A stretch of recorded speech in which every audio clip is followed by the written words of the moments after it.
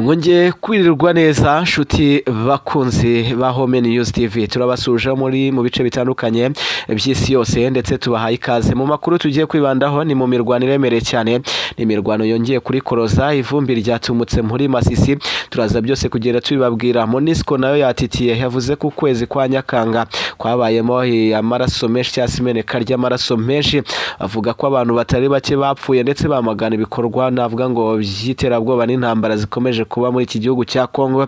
Turaza byose kubigarukaho. Umuyobozi akaba n'umwe mu babaye perezida wa Repubulika ya Demokarasi ya Kongo agiye gukatirwa urwo gupfa, nta wundi ni Joseph Kabila Kabange.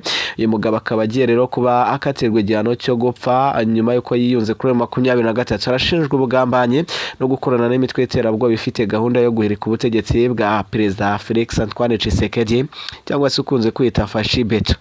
Ibyo byose rero turaza kubigarukaho, tubabwire gato n'ubundi ko hari n'andi makuru meza y'ibyishimo hano muri entertainment y'u Rwanda. Wabita buri kantu yaje kuba arekurwa, n'inkuru y'ibyishimo benshi bakomeje rero gusamira hejuru, ndetse uyu mugabo yatangaje ku mbuga ze nkoranyambaga ubutumwa bwishimiwe cyane n'abantu benshi cyane, bavuga ati welcome back, urakagaruka neza buri kantu.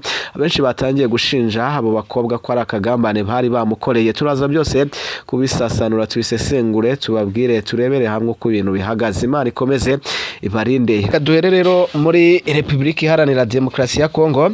Inkuru zikomeje kugenda zigarukaho ni nyinshi cyane, intambara ndetse n'ibindi bitandukanye bikomeje kuvugwa muri Burasirazuba bwa Repubulika ya Demokarasi ya Kongo. Duhere kuri Perezida Kabila. Uyu mugabo yayoboye igihugu cya Kongo guturuka 2001 kugera 2018, ubwo yasimburwaga na mugenzi we Tshisekedi. Ubu rero yagiye mu buhungiro amara y'igihe, ariko mu ntangiriro z'uyu mwaka mu kwa kane aza kugaruka mu gihugu cya Kongo. Uyu mugabo rero amaze kuba rwose atangira gukorwa iperereza, ndetse bamwambuye ubudahangarwa bwo kuba senateri w'ibihe byose bari baramuhaye. Ubu agiye gukurikiranwa n'inkiko. Rero ibihano bishobora kumufatirwa harimo no kuba yahabwa igihano cy'urupfu. N'urukiko rukuru rwa gisirikare muri Repubulika Iharanira Demokarasi ya Kongo kuri uyu wa gatanu tariki ya 25 Nyakanga ruratangira n'ubundi kuburanisha Joseph Kabila Kabange wahoze ari perezida w'iki gihugu. Kabila araregwa na leta ya Kinshasa n'ubundi ibyaha bikomeye cyane, birimo ubugambanyi, ibyaha by'intambara, ibyibasira inyoko muntu, ndetse no kujya mu mutwe ugambiriye n'ubundi gukuraho ubutegetsi bwa Tshisekedi. N'ibyaha uyu munyapolitike kandi wayoboye Kongo yashinjwe nyuma y'uko n'ubundi muri Mata uyu mwaka yatangaje ko n'ubundi agiye kugaruka muri iki gihugu avuye mu buhungiro muri Afurika y'Epfo, aho yaje kujoininga uyu mutwe n'ubundi wamaze kubufata umujyi wa Goma, ndetse guturuka muri Mata uyu mwaka nibwo yasesekaye Goma. Ubu yatangiye guhigwa rero bukwari. Murabyibuka neza, uyu mugabo yaje no kuba amazu ye hirya no hino afatirwa n'imitungo imwe n'imwe, ndetse n'ikibanza cyari cyubatsemo inyubako y'ishyaka rye cyarafatiriwe nacyo. Bigaragara ko uyu mugabo bashaka kumushyira hasi burundu.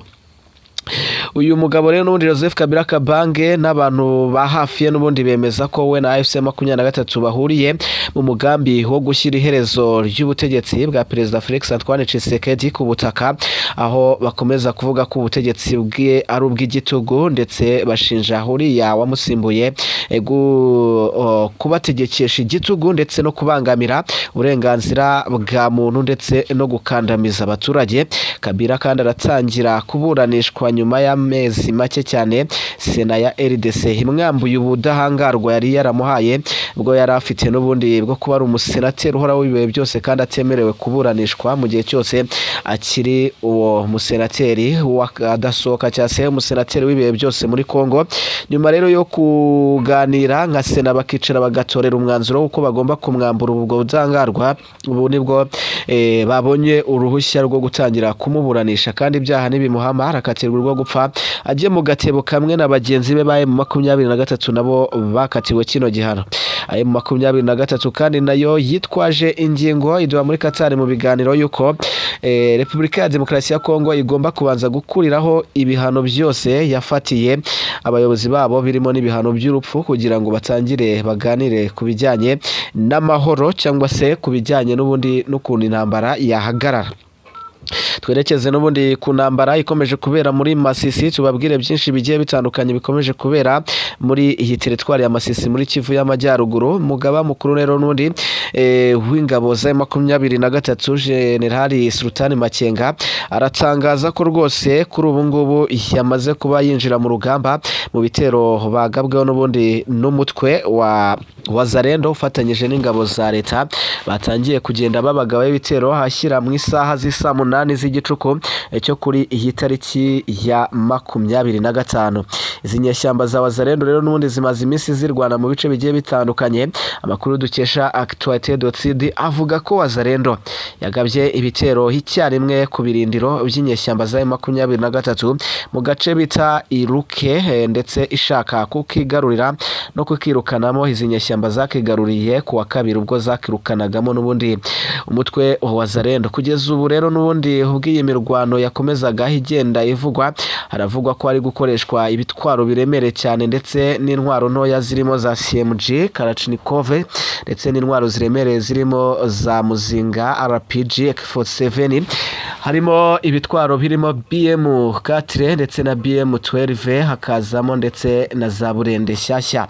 Ahangaha imirwano ikomeje kugaragara ko n'ubundi hangayikishije abaturage bo mu bice biherereye muri turiya duce twa Katoyi ndetse naho bita Katoboto, ni mu bice n'ubundi bya teritwari ya Masisi, aho bivugwa ko n'ubundi ibishobora kuba bigaragara ari uko abaturage benshi bamaze kuba bahunga tuno duce bitewe n'ubwoba bwinshi bafite. Kuva ku wa gatatu ushize n'ubundi nibwo 23 yafashe turiya duce twa Katoboto ndetse na Ruke muri teritwari ya Masisi muri Kivu y'Amajyaruguru. Ni nyuma y'imirwano yari kaze cyane yari yabaye kuva ku wa mbere gushyika ku wa gatatu ubwo bazaga kwirukanamo ziranye shyamba zo ku ruhande rwa Repubulika ya Demokarasi ya Kongo. Reka tuve ku bijyanye n'imirwano tugaruke kuri General Moise Kainerugaba, akaba n'umugaba mukuru w'ingabo z'igihugu cya Uganda.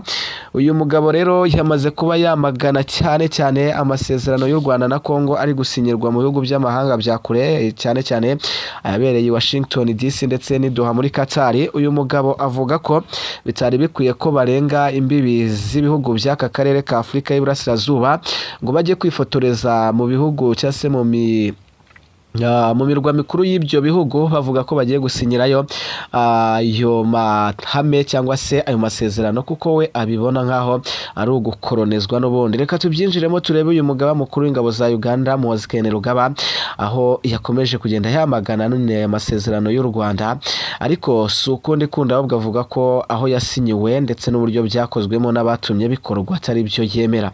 Uyu musirikare usanzwe ari umuhungu wa Yoweri Kaguta Museveni mu gihugu cya Uganda rero amaze iminsi yandika amagambo akomeye cyane ku rukuta rwe rwa X, aho yavuze ko n'ubundi Qatar cyangwa Amerika bitashobora n'ubundi gufatira icyemezo cy'ibihugu 9 bya Afurika y'Iburasirazuba birimo Kongo, u Rwanda, Burundi, Uganda ndetse n'ibindi. Yunzemo agira ati Washington na Doha ntacyo bivuze n'ubundi hatariho EAC ndetse na SADC. General Muhozi n'ubundi mu bundi butumwa yagaragaje n'ubundi ko amasezerano y'amahoro akomeje gusinyirwa hariya muri biriya bihugu adafite navuga ngo agaciro, kuko n'ubundi gusanga bagiye kwifotoza. Hata amasezerano rero yakaba yasinyirwa i Kampala, Kigali cyangwa se Kinshasa kugira ngo n'ubundi bahe n'agaciro n'ibyo bihugu byo muri umuryango umwe cyangwa se bituranye n'ahari kubera intambara. Yagize ati aka karere k'ibiyaga bigari rwose ntikagikeneye cyane amahirwe yo kwifotoreza mu mirwa mikuru mu burengerazuba bw'isi. Icyo dukeneye ni amasezerano nyayo yasinyiwe n'ubundi i Kampala cyangwa i Kigali cyangwa se i Kinshasa. Moise Kainerugaba rero bwari mu butumwa bwe yanditse ku rubuga rwe rwa X rukurikirwa n'abarenga miliyoni, aho uyu musirikare yatangaje aya magambo yose nyuma y'ukwezi kumwe gusa guverinoma y'u Rwanda n'iya Repubulika Iharanira Demokarasi ya Kongo bagiranye amasezerano y'amahoro yashyiriweho umukono i Washington DC muri Leta Zunze Ubumwe za Amerika. Kinshasa kandi mu kwezi gutaha kwa Kanama ishobora n'ubundi gusinyira amasezerano nk'aya ngaya n'ubundi na FC 23 Doha muri Qatar, nyuma y'ibiganiro n'ubundi impande zombi zimaze amezi agera kuri 3 ziganira muri uriya murwa mukuru n'ubundi wa Qatar, aho bagiye bagirana imbanziriza amasezerano. Rero mu kwezi gutaha bakazaba baganira ku masezerano noneho ya nyayo. ni amasezerano agomba gukurikira n'ubundi amahame yibanze aganisha ku guhagarika intambara impande zombi zimaze iminsi cyangwa imyaka igera kuri 4 zirimo zihanganye. Mpozikene Rugaba icyakora n'ubundi ngo yashimangiye ko UPDF rwose ntizi kandi ntiyubaha amasezerano y'Doha ndetse na Washington, nta nubwo izigera yubahiriza ibyayavuyemo. Ni ku giti cye cyangwa se nuko nguko uyu mugabo abibona, ariko abenshi batangiye rwose kugenda bavuga ati uyu mugabo nawe azavuga n'ibimukoraho. Nyuma y'amagambo yagiye atangaza akomeye cyane, nyuma y'uko n'ubundi Uganda ifitanye navuga ngo umubano mubi na Kongo, nyuma y'aho bafunguriye umupaka ubahuza n'ibice 23 yafashe cyangwa se umupaka wa Bunagana, bigaragara ko rero Kongo igikomeje kurebana ayingwe n'igihugu cya Uganda. Turaza kugaruka tubibabwira cyangwa se tubabwira n'ibindi bitandukanye biraba bigezweho. Icyo nakubwira cyo rero n'ubundi nuko ahangaha muri Kongo biravugwa ko imirwano n'ubundi igiye no kwaduka mu bice bitandukanye bya Sud Kivu, ngo muri teritwari ya Kabare ndetse no mu bindi bice. Tugaruke mu yandi masaha ari imbere. Imana ikomeze ibahe amahoro n'imigisha.